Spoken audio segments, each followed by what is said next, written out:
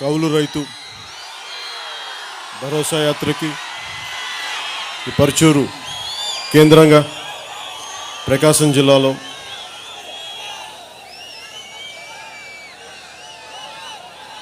అప్పు చేసి కౌలు రైతుగా ఉన్న రైతులు దాదాపు 80 పైచిలకు వాళ్ళు ఒక్క ప్రకాశం జిల్లాలో చనిపోయారు గత 3 సంవత్సరాల్లో. ఏ ప్రభుత్వం కూడా కౌలు రైతుని గుర్తించదు. వారికి గుర్తింపు పత్రాలు కానీ సర్టిఫికేట్లు కానీ పాస్బుక్లు కానీ ఉండవు. వాళ్ళకి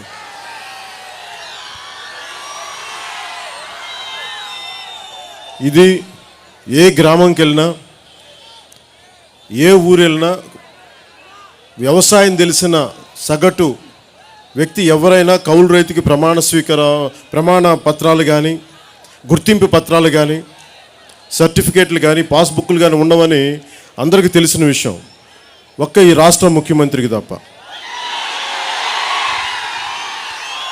వైసీపీ నాయకులకి 151 ఎమ్మెల్యేలుండి 22 మంది ఎంపీలుండి 6 8 రాజ్యసభ సభ్యులుండి వాళ్ళని మనం ఎందుకు ఛాలెంజ్ చేస్తాం?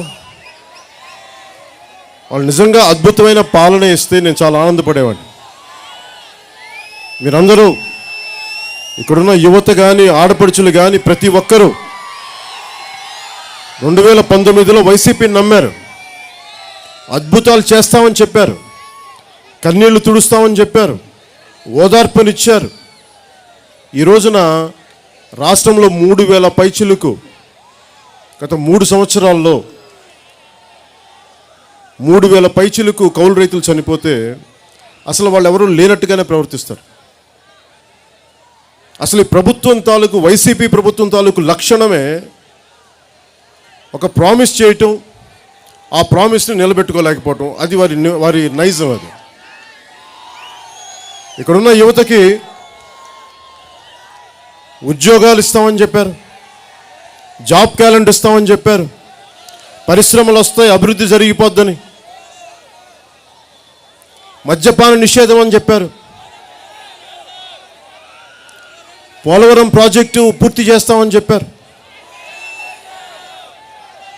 Special category status Bharatiya Janata party ప్రభుత్వాన్ని మెడలు వంచి తెస్తామని ప్రగల్భాలు పలికారు, ఉత్తర కుమార ప్రగల్భాలు. వైజాగ్ స్టీల్ ప్లాంట్ని ప్రైవేటీకరణ కాకుండా కాపాడుతామని చెప్పారు. ఏ ఒక్కటి ఇలా ఒక్కటొక్కటికి చూస్తే ఏ మూలకి వెళ్ళినా దారి పొడుగుతా క్యాన్సర్కు వచ్చి దారిలో బిడ్డ చెప్తా ఉన్నారు, అన్న మా అమ్మ క్యాన్సరు, ప్రభుత్వం నుంచి రావాల్సిన సహాయం మాకు 3000 ఎంతో రావట్లేదని అని చెప్తా ఉన్నారు. అంటే ఏ విధంగా చూసినా ఇచ్చిన మాట మీద నిలబెట్టుకోలేకపోవటం. ఒక జనసేన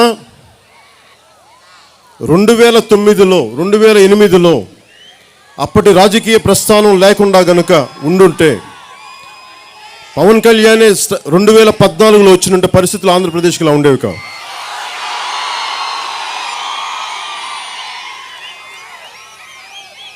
ఈరోజు ఫాదర్స్ డే,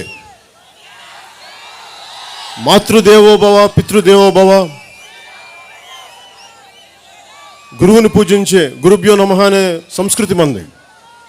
ఈ రోజున ఇక్కడున్న బిడ్డలందరికీ వాళ్ళ తండ్రులను కోల్పోయి ఎక్కువ శాతం మంది ఈ రోజున వాళ్ళ ఫాదర్స్ డే రోజున వాళ్ళు గుర్తుపెట్టుకో, వాళ్ళకి జరిగిన న్యాయం ఏంటి? తండ్రి లేడు వాళ్ళందరికీ, తండ్రిని కోల్పోయారు వాళ్ళందరూ.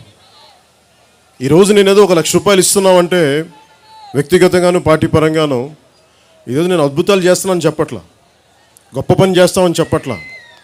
కానీ నా తోటి మనిషి, నా సాటి మనిషి కష్టాల్లో ఉంటే మేము ఉన్నామని చెప్పడానికి వచ్చాము. ఇక్కడ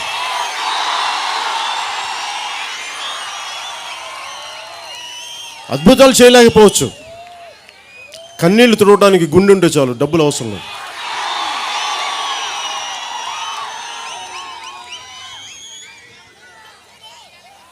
ఈ రాష్ట్ర ముఖ్యమంత్రి ఈయనకి వైసీపీ నాయకులు ఎవరిని ఏదైనా అనొచ్చు, పోలీసు అధికారుల దగ్గర నుంచి గవర్నమెంట్ అధికారుల దగ్గర నుంచి విపక్షాల సభ్యుల్ని కానీ జన సైనికుల్ని కానీ వారికి ఎదురు తిరిగిన ఎవరైనా ఆంధ్ర రాష్ట్రంలో కొట్టచ్చు, తిట్టచ్చు, దాడులు చేయొచ్చు. వెంకయ్య నాయుడు అనే జన సైనికుడు ప్రకాశం జిల్లాలో రోడ్లు ఎందుకు వేయమంటే ఆ అబ్బాయి మీద మానసికంగా దాడి చేసి అందరూ వదిలేస్తే ఊరేసుకుని చచ్చిపోయాడు అబ్బాయి. ఆత్మహత్య చేసుకున్నాడు ఆ కుర్రాడు. అలాగే మనం ఎవరినైనా సరే వైసీపీ వాళ్ళు మాకేంటి అన్యాయం అని ప్రశ్నిస్తే మటుకు నోటికి వచ్చినట్టు మాట్లాడతారు. అసలు ఇంతమంది యువత ఉన్నారు ఈ రోజున, ఆడపడుచులు ఉన్నారు ఇక్కడ. మీరు చెప్పండి అమ్మా, మీకు భాష బాగుందమ్మా? ఈ వైసీపీ నాయకుల భాష బాగుందమ్మా? మీరు టీవీలో కూర్చొని వినడానికి బాగుందమ్మా? మీకు సంస్కారం లేకుండా మాట్లాడతారు, ఒక్కొక్కళ్ళు ఇంగిత జ్ఞానం లేకుండా మాట్లాడతారు. ఏదైనా మాట్లాడితే నా మీద వ్యక్తిగతంగా దాడులు చేస్తూ ఉంటారు. వీళ్ళకి తెలియని విషయం ఏంటంటే నేను చాలా లోపల చాలా గట్టి మనిషిని, అది వాళ్ళు తెలుసుకోవాలని. ఎక్కువ మాట్లాడను నేను. పోయినసారి కూడా ఒకటే చెప్పాను, మీరు ఏ స్థాయి గొడవ పెట్టుకుంటారు జనసేనతో చెప్పండి, మేము దానికి సిద్ధం. మీరు పాలసీ పరంగా మాట్లాడతాను అంటే మేము మొదటి ప్రాధాన్యత దానికి ఇస్తాం. కాదు మేము అడ్డంగా రోడ్ల మీదకి వచ్చి మేము మీ మీద దాడులు చేస్తామంటే మేము కూడా తక్కువ వాళ్ళం కాదని మీరు గుర్తుపెట్టుకోవాలి. మీ దగ్గర గుండా బలం ఉంది, అధికార యంత్రాంగ బలం ఉంది, డబ్బు బలం ఉంది. మదవెక్కి కొట్టుకుంటున్నారు మీరు. మా దగ్గర టంగుటూరి ప్రకాశం కేసరి గారి గుండె బలం ఉంటుంది ఒక్కొక్క జన సైనికుడు, ఒక్క ఆడపడుచు వీర మహిళకి, మర్చిపోకుండా. ఈ రోజున మొన్న మీరు చూస్తూ ఉన్నారు, ఇదేదో నాకు సరదా షో కాదు, ఇది ఒక రియాలిటీ షో కాదు. ఇది ఇంత కష్టం ఉంది. మనకు అన్నం పెట్టే రైతు 90% ఈ దేశంలో, ముఖ్యంగా మన ఆంధ్రప్రదేశ్లో 80-90% పైగా భూమంతా దున్నేది కౌలు రైతులు. ఇది అందరికీ తెలిసిన విషయం. భూ యజమాని ఎందుకు ఇస్తాడు వాళ్ళకి గుర్తింపు పత్రం? అందుకని ఒక అండర్స్టాండింగ్తో ముందుకెళ్తారు, గ్రామ సభలు పెట్టుకొని, లేదంటే కొంచెం పెద్దవాళ్ళ సహకారంతో. అందుకు గుర్తింపు పత్రాలు ఉండవు వీటికి. మేము అందరం మీరు చూస్తూ ఉన్నాం. మేము లేని సమస్యను ఎక్కడి నుంచి చూపించగలం? ఏదైనా మాట్లాడితే ఈయన దత్తపుత్రుడు మాట్లాడుతూ ఉంటారు నన్ను. 2003లో ఈరోజు రాజకీయాలు సరదాగా నేను రాలా. 2003లో మా నాన్నగారు బతికున్నప్పుడు, ఆ రోజున మా అమ్మగారికి, మా నాన్నగారు బతికున్నప్పుడు ఒకటే మాట చెప్పి, నేను భవిష్యత్తులో రాజకీయాల్లోకి వెళ్దాం అనుకుంటున్నాను. దేనికంటే ఇది అద్భుతాలు చేస్తానని కాదు, కానీ ఒక అన్యాయం జరుగుతున్నప్పుడు గొంతెత్తకపోతే మనుషులు పెట్టరేగిపోతారు. అన్యాయం జరుగుతున్నప్పుడు చూస్తూ ఊరుకుంటే ఎలా ఊరుకుంటాం? అరే, టంగుటూరి ప్రకాశం నేల ఇది, పొట్టి శ్రీరాములు నేల ఇది. ఇలాంటి నేలలో కూర్చొని మనం ఎందుకు భయపడతాం? నాకు నిజంగా ప్రజాస్వామ్య విలువలు ఎవరో 10 మంది డబ్బు మదం ఎక్కి ఓట్లు కొనేసుకుంటే ప్రజలు మా బానిసలు అనుకునే ఎమ్మెల్యేలు కొంతమంది, వీళ్ళెక్కి మనల్ని తొక్కుతే ఏదైనా హక్కుగా మనం అడుగుతాం, మాకు న్యాయం జరగట్లేదు అని అడిగితే వాళ్ళని బెదిరింపులు, నీకు ఓటు ఇచ్చాం కదా, 2000 3000 ఇచ్చాం కదా పో అని చెప్పేసి చేసే ఎమ్మెల్యేలు, ముఖ్యంగా ప్రకాశం జిల్లాలో. ఇంతమంది యువత ఉన్నారు. ఎందుకు ప్రకాశం జిల్లా నుంచి ఎందుకు వలసలు వెళ్ళిపోతారు మీరు ఆలోచించారా ఎప్పుడన్నా? తెలంగాణ సపరేట్ రాష్ట్రం కావాలి అనుకున్న సమయంలో నాకు బాగా, నేను రాజకీయాల్లో తీసుకొచ్చిన, ఆహ్వానించిన దాసోజు శ్రవణ్ అనే ఒక నాయకుడు ఈ రోజున కాంగ్రెస్ పార్టీలో ఉన్నారు, తెలంగాణ కాంగ్రెస్ పార్టీలో.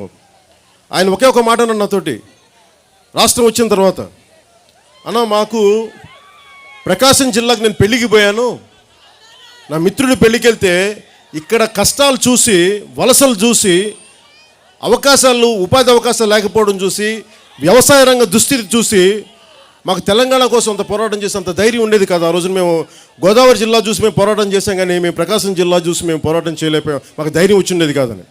ఆ రోజు నుంచి ఈ రోజు వరకు వెలిగొండ ప్రాజెక్ట్ పూర్తయిందా ఎంతమంది మాట్లాడుతున్నారు, కానీ ఒక వెలిగొండ ప్రాజెక్ట్ రాదు. ఈ రోజున మనకి ఎక్కడికి పోయినా ఒంగోలు జిల్లా నుంచి వలసలు వెళ్ళిపోతారు.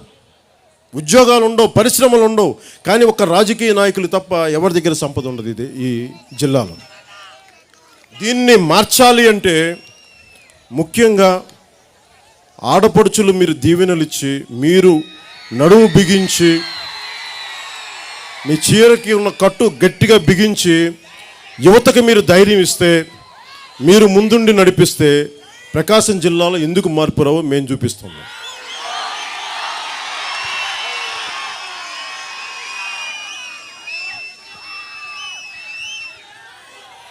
పాదయాత్రలు చేసి, ఓదార్పు యాత్రలు చేసి, అందరినీ దగ్గర తీసుకొని నోటికొచ్చింది చేతికొచ్చింది చేస్తా అని చెప్పి ఓట్లు వేయించుకున్న వ్యక్తి ఈ రోజున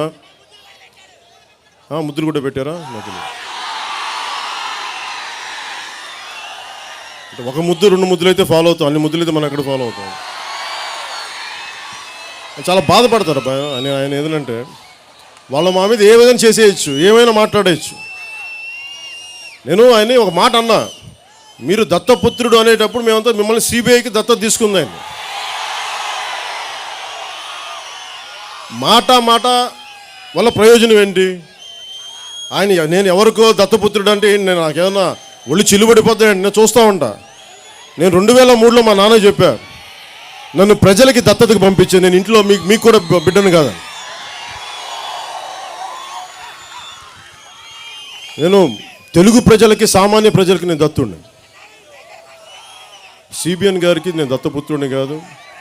అలాగే వైసీపీ నాయకులు మీరు అన్నంత మాత్రాన నాకేం ఒళ్ళు చిల్లుబడిపో, కానీ నేను అన్న మాట మటుకు సిబిఐ దత్తపుత్రుడు అన్న మాట మటుకు అది వాస్తవం. అది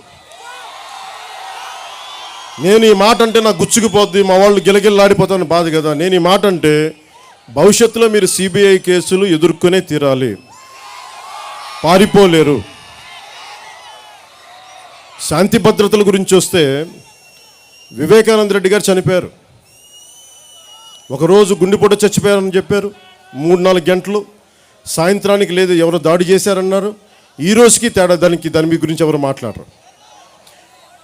మీరు చెప్పండి, ఇంతమంది యువత ఉన్నారు, లేదా ఇంతమంది ఆడపడుచులు ఉన్నారు, అమ్మ మీకు ఉద్యోగాలు కావాలంటే మీ మీద క్రిమినల్ సర్టిఫికేట్ ఉందా, పోలీస్ కేసులు ఉన్నాయా, ఒక పాస్పోర్ట్ కావాలంటేనే మీకు పోలీస్ కేసు సర్టిఫికేట్స్ ఉన్నాయని అడుగుతారు. మేము మీకు పాస్పోర్ట్ రాదు, మీకు ఉద్యోగాలకి అని కేసులు ఉంటే ఉద్యోగాలు రావు. మిలిటరీకి వెళ్దామంటే క్రిమినల్ కేసులు కానీ ఏమైనా కేసులు ఉంటే ఉద్యోగాలు రావు. మరి ఎమ్మెల్యేలకి, ముఖ్యమంత్రులకి ఉద్యోగాలు వాళ్ళకి ఎలా వస్తాయి నాకు అర్థం కాదు. వాళ్ళకో న్యాయం, మనకో న్యాయమా? ఓకే, తప్పుగా కేసులు పెట్టించవచ్చు, అది అర్థం చేసుకుంటాం. అంటే నాకున్నది ఏంటంటే మీలాగే ప్రజాప్రతినిధులకి ఒక వాళ్ళు రూల్స్ పాటించరు. ప్రజాప్రతినిధులు వాళ్ళు రూల్స్ పాటించరు, మనమే రూల్స్ పాటించాలి.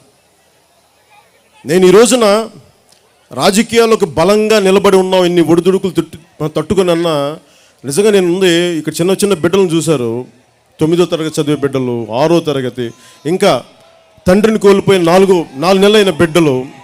ఈ బిడ్డల తరం కోసం ఎవరో ఒకరు నడుం బిగించి ముందుకు పోవాలి. మీ తరం కోసం పనిచేయాలి. నా కోసమే పని చేయాలంటే నేను పార్టీ పెట్టక్కర్లా. నాకున్న పరపతికి కానీ, నాకున్న మీ అభిమానానికి కానీ ఏదో ఒక పార్టీకి వెళ్ళిపోయింటే నిజంగా ఉండే. కానీ కొన్ని భావజాలను నమ్ముకున్నాం, కొంత భావజాలను నమ్ముకున్నాం, బతికిన భావజాలం. నేను చిన్నప్పుడెప్పుడో కనిగిరిలో పెరిగాం, ప్రకాశం జిల్లాలో ఒంగోలు టౌన్లో. ఆ రోజు నుంచి మా నాన్న కనిగిరిలో ఎందుకు వెళ్ళిపోతున్నా కనిగిరిలో అంటే ఇక్కడ ఈ ఫ్లోరైడ్ వాటర్ ఉంటుంది, మంచిది కాదు, ఎముకలకు వంగిపోతాం అంటే. ఈ రోజుకి ఆ పరిస్థితి ఏం మారలే. ఈ రోజుకి అంటే మనం ఇన్ని దశాబ్దాలైనా ఈ రోజుకి మార్పు ఎందుకు తీసుకురాలేకపోతున్నామంటే మన కోసం పనిచేసే ప్రజాప్రతినిధులు సరిగ్గా పనిచేయట్లేదు. ప్రజాప్రతినిధులు పనిచేయాలంటే వచ్చే 5 సంవత్సరాల్లో ఒకసారి అందలం ఎక్కాక శాసనసభకి వెళ్ళాక మాకు గుండె ధైర్యం, మమ్మల్ని ఏం పీకలేరు అని ఒక గుండె ధైర్యం. అలా కాకుండా రీకాల్ కానీ పెట్టిస్తే నువ్వు సరిగ్గా పని చెప్పితే 2 నెలల్లో రిఫరెండం పెట్టి మళ్ళీ మేము ఎమ్మెల్యే వెనక్కి తీసుకొస్తామన్న రూల్ అంటే వీళ్ళు చేస్తారు. ఎట్లాగా కనీసం వచ్చే ఎన్నికల్లో ఈసారి నన్ను కూడా నమ్మమని చెప్పట్లా. నేనేం అడుగుతున్నానంటే, నేను చెప్పే ప్రతి మాటని మీరు ఆలకించండి. నేను చెప్తుంది వాస్తవమా కాదా, ఎంతవరకు సాధ్యం, నిలబడతాడా లేదా, ఎందుకంటే మీ భవిష్యత్తుకు సంబంధించింది. నేను ఒక్క రోజుల్లో నేను విశ్వాసాన్ని సంపాదించలేను. నేను కొన్ని దశాబ్దం కష్టపడ్డాక సిద్ధపడ్డా, దశాబ్దాలు, ఇప్పటికో దశాబ్దం పూర్తవబోతూ ఉంది. 2007లో రాజకీయాల్లోకి వచ్చాను. ఆ రోజు నుంచి నిలబడే ఉన్నాం. 14లో పార్టీ పెట్టాం. ఈ రోజు వరకు అన్ని దెబ్బలు తిన్నా కానీ ఈరోజు నిలబడి ఉన్నామంటే, నేను పార్టీ పెట్టింది ఈరోజు ముఖ్యమంత్రి కాకపోతే వెనక్కి వెళ్ళిపోవడం నేను పెట్టలేదు. ఇక్కడ ముఖ్యమంత్రిని కూడా చొక్కా పట్టుకొని నిలదీసే యువకుడిని తయారు చేయడం నేను రాజకీయాల్లోకి. రేపొద్దున జనసేన ప్రభుత్వం స్థాపించిన మీరు ప్రజాస్వామ్యంలో మీకున్న హక్కు కోల్పోకూడదు. మా వాళ్ళు తప్పులు చేసినా, నేను తప్పు చేసినా మీరు మమ్మల్ని నిలదీయాలి. అలాంటి ప్రజాస్వామ్యాన్ని కోరుకుంటున్నా. అందుకు మీరు సంసిద్ధులు అవ్వండి. నా కోరిక ఒక్కటే, వచ్చే ఎన్నికల్లో ఈ రోజున క్రాప్ హాలిడే గురించి మీకు ఒక ముఖ్యంగా కీలకమైన ఒక 4-5 సమస్యలు చెప్తాను. ఒకటి క్రాప్ హాలిడే, 2 పంటల బీమా, ఇంకోటి మిర్చి రైతుల నష్టాలు, ఇలా కౌలు రైతుల కష్టాలు, ఈ 4. అలాగే మన ఇరిగేషన్ కెనాల్ సంబంధించి ఈ 4 సమస్యలు మీరు దృష్టిలో పెట్టుకోండి. క్రాప్ హాలిడే అంటే మాకు పంట గిట్టుబాటు ధర రావట్లేదు, అందువల్ల మేము పంట సరిగ్గా కొనట్లేదు, పోయిన పంటకే మాకు డబ్బులు ఇవ్వలేదు. అలాంటప్పుడు ఈ తొలకరి పంటకి మాకు డబ్బులు రావని చెప్పి కోనసీమలోని 12 మండలాల రైతులు ఈ రోజున క్రాప్ హాలిడే ప్రకటించారు. గుంటూరు జిల్లాలో ఒక దాదాపు 25,000 ఎకరాలకి క్రాప్ హాలిడే ప్రకటించారు. అనంతపురం, అలాగే మిగతా జిల్లాల్లో కూడా, నెల్లూరు జిల్లాలో కూడా దాదాపు క్రాప్ హాలిడే కొన్ని ప్రాంతాల్లో ప్రకటించారు. ఇవన్నీ ఎందుకు వస్తున్నాయంటే, అన్నం పెట్టే రైతును ఆదుకోలేకపోతే ఇలాంటి పరిస్థితులే వస్తాయి. కానీ వీళ్ళకి క్రాప్ హాలిడే జనసేన మిగతా వాళ్ళందరూ కలిసి మేమంట రైతుల్ని ఎగదోస్తున్నామంట, రైతుల్ని రెచ్చగొడుతున్నామంట. మాకేం సరదా, ప్రజల్లో లేని కోపాన్ని మేము తెప్పించగలమా? ఇదేమన్నా సినిమానా? ఇదేమన్నా కథలు చెప్పడానికి? ఇది జీవితం, వాస్తవం, ఇది కఠోర సత్యం. ఇది ఎందుకు చనిపోయారు బిడ్డలు, ఎందుకు చనిపోయారు రైతులు, పురుగు మందు తాగి ఎందుకు చనిపోయారు? ఇందులో ఇందాక తింటా ఉంటే ఇంటికి బిడ్డ భర్త రాలేదు, 2 రోజులు అయిందంట భర్త రావడానికి, కనుక్కోవడానికి. శవమే పడిపోయి ఉన్నాడు, 2 రోజులు ఎతుకుతూ ఉన్నారు. ఈ కష్టాలు ఎందుకుంటాయి మనిషికి? ప్రైవేట్ రుణాలు ఏంటి, ప్రభుత్వాలు లేవా, విధానాలు ఆలోచించరా? మిర్చికి తెగులు వస్తే దానికి సరిగ్గా సకాలంలో దాన్ని చర్యలు తీసుకునే వ్యవసాయ శాఖ ఉండదా? శాస్త్రజ్ఞులు లేరా? ఎన్జీ రంగాలు లాంటి మనకి ఈ ఉద్దండులు ఉన్నారు కదా, గతంలో వారు స్టార్ట్ చేసిన ఎన్నో వ్యవసాయ యూనివర్సిటీస్ ఉన్నాయి, వ్యవసాయ శాస్త్రవేత్తలు ఉన్నారు. వాళ్ళందరినీ కలుపుకొని ఎంత చేయొచ్చు నిజంగా. మేము ఏదో కూర్చోబెట్టి ఒక ఆటో డ్రైవర్కి వాహన మిత్రం అని చెప్పి మేము 15,000 ఇచ్చేస్తాం, 20,000 ఇచ్చేస్తాం, అన్నీ ఇలా కూర్చోబెట్టి తిప్పి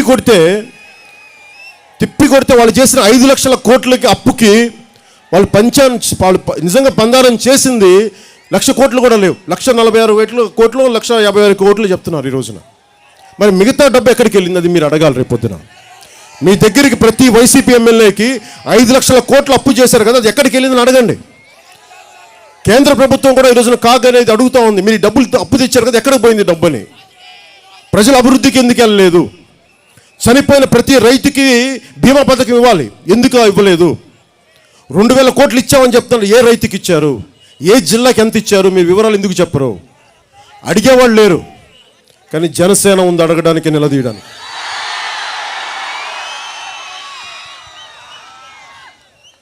క్రాప్ ఇన్సూరెన్స్, పంటల బీమా ఇందాక చెప్తుంది 2,000 కోట్లు ఇచ్చామని చెప్తాను, 2,000 కోట్ల పై చిలుకు.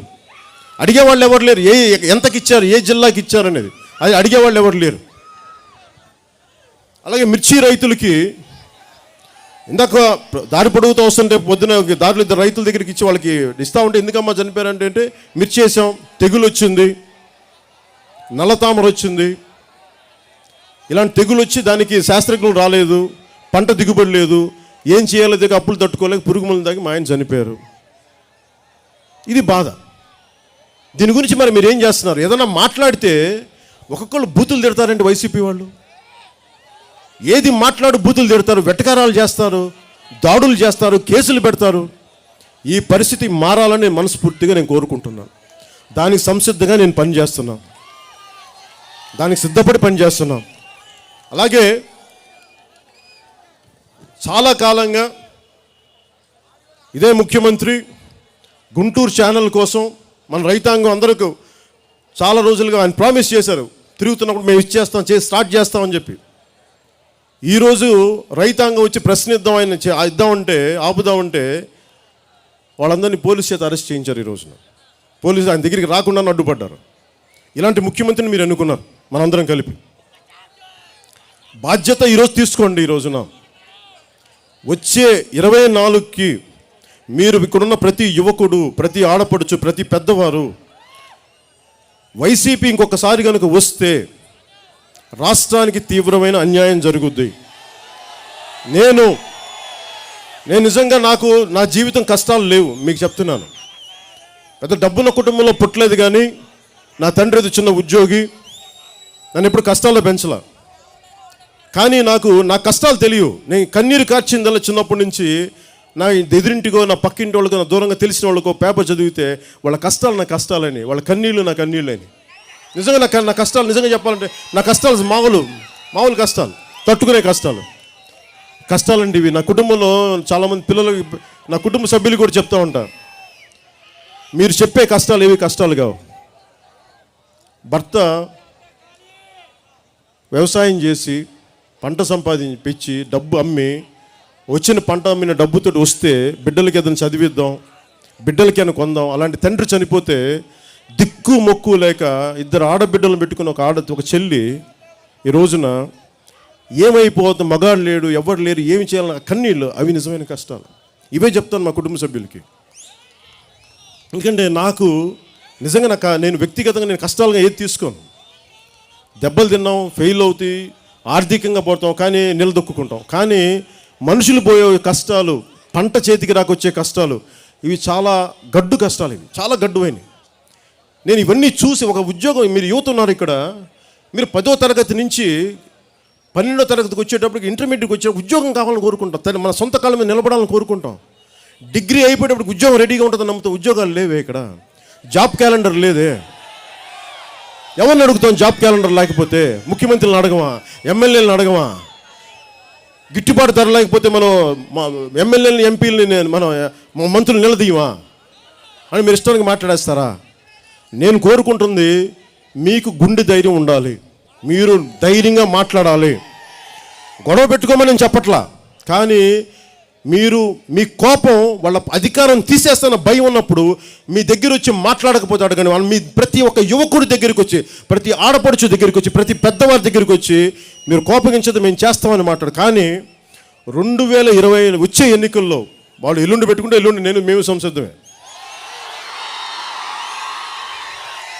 నిండా మునిగిపోయినడికి చలి అంటేనో సామెత ఉంది. మేము రాజకీయాల్లో ఉంటాం, ఎక్కడికి పారిపోం.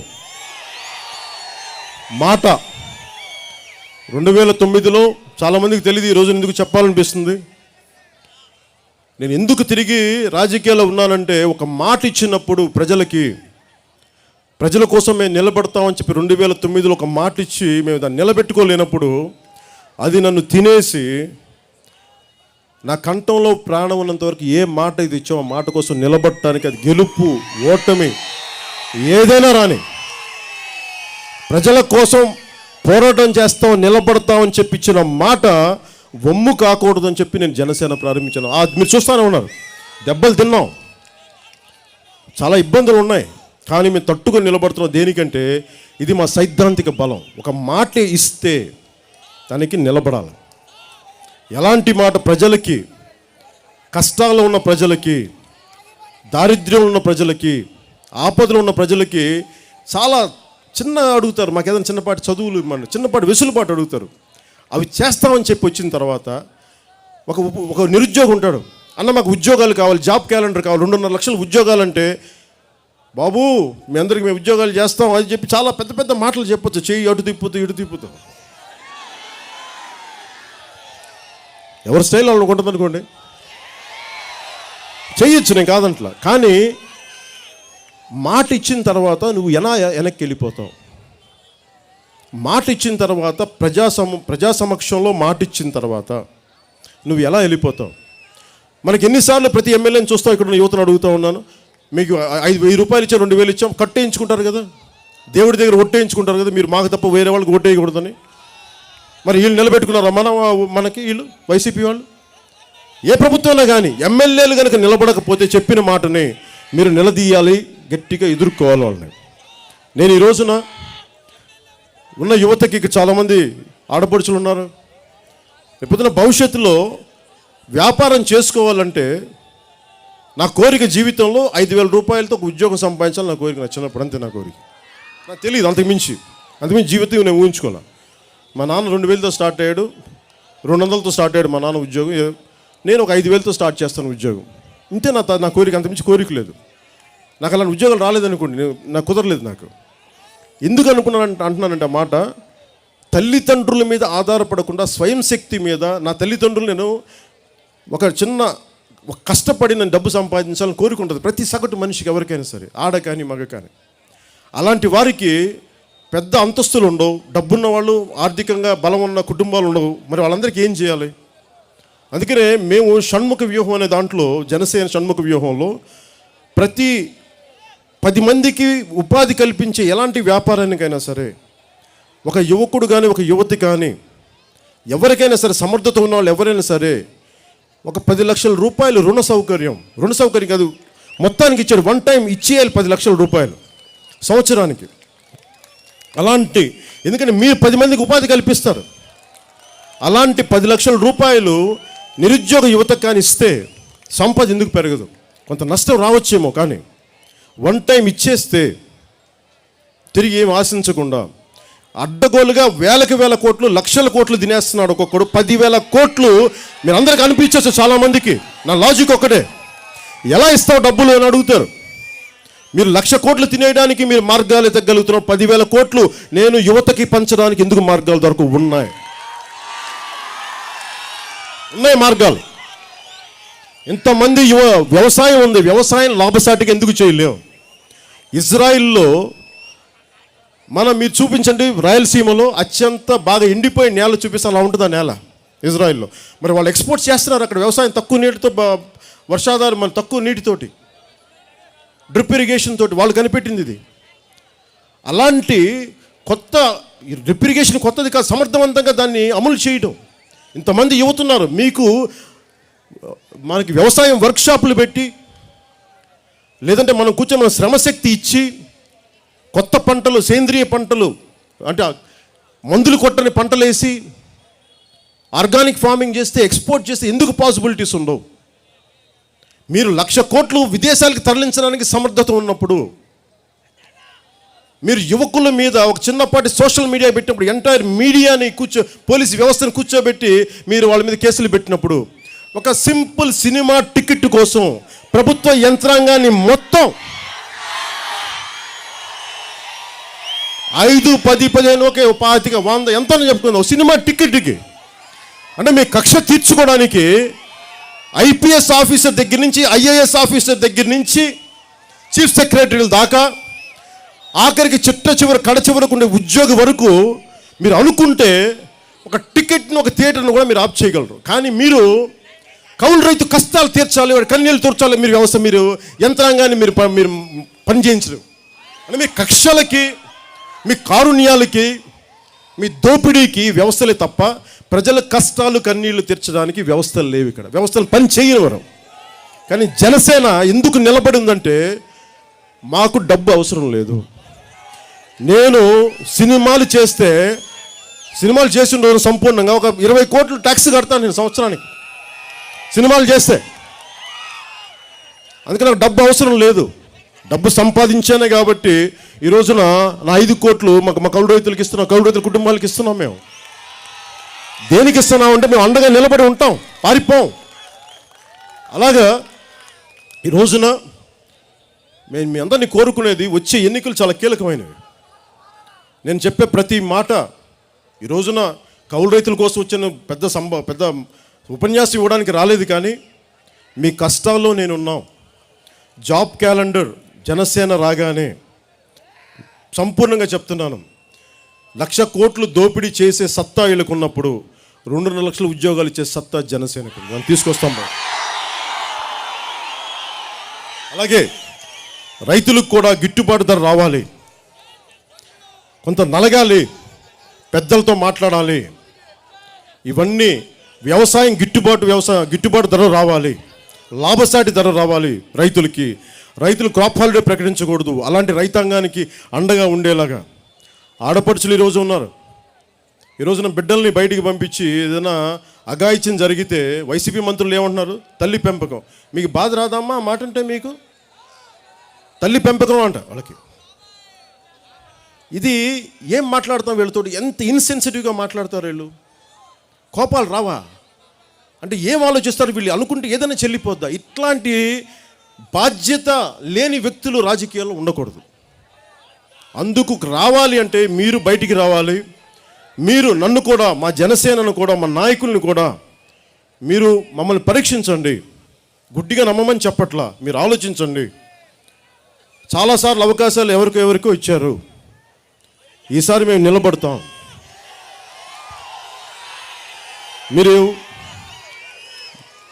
మీరు ఎవడైనా సరే లాభాల బాటలో ఉన్నప్పుడు ఒకటే గుర్తుపెట్టుకోండి, అడ్వర్సిటీ, ఇంగ్లీష్లో సామెత ఉంటుంది, అడ్వర్సిటీ రివీల్స్ ట్రూ క్యారెక్టర్ అని. ప్రతికూల పరిస్థితుల్లోనే ఒకటి తాలూకు వ్యక్తిత్వం బయటపడద్దని. ప్రతికూల పరిస్థితుల్లోనే. జనసేన ప్రారంభించినప్పటి నుంచి ఈ రోజు దాకా మేము సానుకూల పరిస్థితుల్లో లేవు, ప్రతికూల పరిస్థితుల్లోనే ఉన్నాం, కానీ నిలబడి ఉన్నాం. అలాంటిది నా కోరిక, రాష్ట్ర విభజన జరిగిన దగ్గర నుంచి ఈ రోజు దాకా ఆంధ్రప్రదేశ్కి అన్యాయమే జరుగుతూ ఉంది.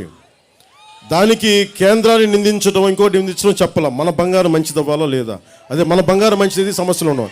మన ఎమ్మెల్యేలు మంచోళ్ళు అయితే, మన ఎమ్మెల్యేలు సమర్థులైతే, మన ఎంపీలు సమర్థులైతే చాలా గొప్పగా ఉంటాయి. మన ఎంపీలు ఉంటారు, పార్లమెంట్కి వెళ్ళగానే అక్కడ కూర్చొని బిజినెస్ వ్యవహారాలు చేసుకోవడానికి ఎంపీలు అయినట్టు తప్ప ప్రజల కష్టాల గురించి కాదు. వైజాగ్ స్టీల్ ప్లాంట్ ప్రైవేటీకరణ అంటారు, నిజంగా ప్రైవేట్ ఒక సొంత గని లేకుండా చేశారు. సొంత గని కనుక మాట్లాడుంటే 2012 నుంచి ఈ రోజునే వైజాగ్కి పరిస్థితి వచ్చినది కాదు. అందుకని మీరు బాధ్యత గల వ్యక్తుల్ని, ప్రజాప్రతినిధుల్ని ఆంధ్రప్రదేశ్ అసెంబ్లీకి పంపించేంత వరకు ఈ రాష్ట్రం బాగుపడదు. నేను మీకు మాటిస్తున్నాను, నన్ను అధికారంలో కూర్చోబెట్టలేదు, ఒక ఎమ్మెల్యేగా నన్ను పంపించలేదు, కానీ నేను నిలబడే ఉన్నాం, మీకు అండగా ఉంటాం. ఈ విషయం మీరు మర్చిపోవద్దు. నేను కొత్త నాయకుల్ని చేస్తున్నాను, సరికొత్త నాయకుల్ని, కొత్త తరం నాయకులు రావాలి, బాధ్యత వహిస్తాం. ఈసారి జనసేన, ఒకసారి దయచేసి అందరూ జనసేన వైపు చూడండి, ప్రతి ఒక్కరూ జనసేన వైపు చూడండి. గుడ్డిగా నమ్మక్కర్లేదు, ఆలోచించండి. మేము నిలబడే వాళ్ళమా కాదా అనేది. ప్రతికూల పరిస్థితుల్లో నిలబడ్డ వాళ్ళం. రేపొద్దున ప్రభుత్వం మాదైతే ఎంత బలంగా చేయగలం. ఎందుకంటే మాకు అక్రమాలు మేము చేయనివ్వం, లంచగొండితనం చేయనివ్వం. ఎందుకంటే నాకు అవసరం లేదు కాబట్టి నేను మిగతా వాళ్ళకి అవసరాలు రావు. అవసరాలు రాకుండా చూసుకునే బాధ్యత మాది. అలా చేస్తే ఎవరన్నా వారిని ఖచ్చితంగా ప్రజా కోర్టులో వాళ్ళని ప్రజల ముందు దోషులుగా నిలబెట్టి వారికి రావాల్సిన శిక్ష పడేలా చేస్తాం. దీన్ని మీరు దృష్టిలో పెట్టుకొని ప్రకాశం జిల్లాకి వలసలాగేలాగా, ఉపాధి అవకాశాలు ఇక్కడ వచ్చేలాగా, అలాగే వ్యవసాయం లాభసాటిగా ఉండేలాగా, వెలిగొండ ప్రాజెక్టు ప్రారంభం అయ్యేలాగా, అలాగే మన గుంటూరు ఛానల్ ఎందుకు ఆగిపోయింది, ఏ పరిస్థితుల్లో, దీని మీద అధ్యయనం చేసి దానిని ఎలా ముందుకు తీసుకెళ్ళాలి, ఇలాంటి పరిస్థితులు మేము తీసుకొస్తాం. అందుకని దయచేసి ప్రతి ఒక్కరు కూడా మా నాయకుల్ని, జనసేన పార్టీని, మమ్మల్ని సంపూర్ణంగా మీరు మీ బ్లెస్సింగ్స్ ఇవ్వండి, మాకు మీ ఆశీర్వచనాలు ఇవ్వండి. మేము నిలబడతాం. నేను కోరుకునేది దారి పొడవుతా పొత్తుల గురించి మాట్లాడుతూ ఉంటే ఇంకా పొత్తుల గురించి మాట్లాడే సమయం కాదు ఇది. పొత్తు నాకు ఒకరితోనే, ప్రజలతోనే పొత్తు, నాకు ఇంకెవరితో పొత్తులు. పొత్తు 2014లో భారతీయ జనతా పార్టీ తెలుగుదేశంతో పొత్తు పెట్టాం. ఆ పొత్తు పెట్టిన తర్వాత నేను ఆ రోజున ప్రతి సభలో మీరు వెళ్ళి యూట్యూబ్లో చూస్తే ఒకటే మాట్లాడతాను. ఈరోజు నేను ఓటు అడుగుతున్నాను, రేపు పొద్దున్న నిలబెట్టుకోలేకపోతే నేను మీ పక్షం వహిస్తాను తప్ప నేను వాళ్ళ వైపు మాట్లాడి సర్దుబాటు చేయనని చెప్పాను. మీరు చూడండి, ప్రధానమంత్రి గారు వ్యక్తిగతంగా నేనంటే ఇష్టం ఉండి తెలిసి నేను ఆయనతో విభేదించాల్సి వచ్చింది. ఇష్టం ఉండి కాదు, మీకోసం విభేదించాను, నా కోసం కాదు. అది రైట్ అని చెప్పి, ఎందుకంటే నువ్వు సర్దార్ వల్లభాయ్ పటేల్ ఆదర్శంగా తీసుకున్న వాళ్ళం. ప్లెడ్జ్డ్ వర్డ్, ఒక మాట ఇస్తే కట్టుబడి ఉండాలి. శాసనసభలో, పార్లమెంట్లో కానీ అవన్నీ దృష్టిలో పెట్టుకొని నేను మీకోసం ఒక మాట చెప్పి, నేను ప్రజా సమక్షంలో మాట చెప్పినప్పుడు నేనే నిలబెట్టుకోలేకపోతే నా ముఖం నేను అద్దంలో చూసుకోలేని చెప్పి నేను బలంగా ఆ రోజున నేను స్పెషల్ కేటగిరీ స్టేటస్ కోసం గొడవ పెట్టుకున్నాను, విభేదించాను. దానివల్ల నేను నష్టపోయాను వ్యక్తిగతంగా. కానీ నాకు ఒక తృప్తి అయితే ఉంది, నేను మీ నమ్మకం కోల్పోలేదు. నేను మీ గుండెలో ఉన్నాను, తెలుసు అసలు. అలా గతంలో కూడా ముఖ్యంగా అమరావతి ప్రాజెక్ట్ గురించి నేను విభేదించాను తెలుగుదేశం పార్టీతోటి. అలాగే బయటకు వచ్చేసాను. సో రాజకీయాల్లో ఒకటే ఉంటాయి, ప్రజలు ముందుకెళ్ళేలాగా ఎలా ఆలోచించాలి, నా ఉద్దేశం అంతే ఉంటుంది తప్ప దీంట్లో నాకు వ్యక్తిగత స్వార్థం ఏది ఉండదు. నాకు ఒక అదనంగా కొంత డబ్బు ఇస్తే నా జీవితం ఏం మారిపోదు. నాకు ఈ రోజున 100 కోట్ల డబ్బు వచ్చినా నేను తినగలిగేది ఏమీ లేదు. నేను కొత్తగా వేసుకునే బంగారం డైమండ్లతో బట్టలు వేసుకోం, మనం మామూలుగానే వేసుకుంటాం, అందరిలాగే తింటాం. 10 ఇళ్ళున్నా కానీ ఒక్క గదిలోనే ఉంటాం. నువ్వు ఎంతవరకు పడతావు అంతే స్థానంలో ఉంటాం, అంతకుమించి ఉండవు. ఇవన్నీ తెలిసి ఈ కోరికల్ని అర్థం చేసుకొని వచ్చినవాడిని, నేను అర్థం చేసుకొని వచ్చినవాడిని. నా కోరికలు లేవు, కానీ అవసరాలు మన ప్రజలకి ఏం చెయ్యాలని నిరంతరం తప్పని ఉంటుంది తప్ప. అందుకని మీ దృష్టిలో పెట్టుకొని ఇంతవరకు కష్టపడతా వచ్చాం. ఈసారి మీ అండదండలు కావాలి నాకు. మనస్ఫూర్తిగా జనసేనకి మీరు అండదండలు ఇవ్వండి. ఈ రాష్ట్రం నష్టపోకుండా చూసే బాధ్యత జనసేన తీసుకుంటుందని తెలియజేసుకుంటూ, ముఖ్యంగా యువతకి, ఆడపడుచులకి, రైతాంగానికి, కౌలు రైతాంగానికి, ప్రతి ఒక్కరికి కూడా ఈసారి మా వైపు ఒక దృష్టి పెట్టండి. నేను చెప్పే మాటలు గుడ్డిగా నమ్మొద్దు, ఆలోచించండి. అలాగే దసరా నుంచి మేము రోడ్ల మీద ఉంటాం, ప్రజా సమస్యల మీద తిరుగుతాం. ఇప్పుడు ఏ వైసీపీ నాయకులు మీరు ఏమి మాట్లాడతారో మాట్లాడుకోండి, నేను అన్నీ వింటాం. దసరా తర్వాత దసరా నవరాత్రుల తర్వాత మీకు మొదలు పెడతాం. అప్పుడు దాకా మేము భరిస్తాం. చల్లని సాయంత్రం ఇక్కడ ప్రతిజ్ఞ చేద్దాం. ఆంధ్రప్రదేశ్ భవిష్యత్తుకి ఈ పర్చూరి సభ ద్వారా, కౌలు రైతులు భరోసా సభ ద్వారా యాత్రలో భాగంగా ఆంధ్రప్రదేశ్ సుభిక్షంగా ఉండాలి, యువతకి ఉద్యోగాలు రావాలి, పెద్ద రిటైర్ అయిన వారికి పెన్షన్లు బాగుండాలి, ఉపాధి అవకాశాలు బాగా లభించాలి, అందరూ ఆయురారోగ్యాలతో ఉండాలి, కన్నీరు పెట్టుకుని రైతాంగం ఉండాలని మనస్ఫూర్తిగా నేను కోరుకుంటూ సంకల్పిస్తూ సెలవు తీసుకున్నాను. జై హింద్.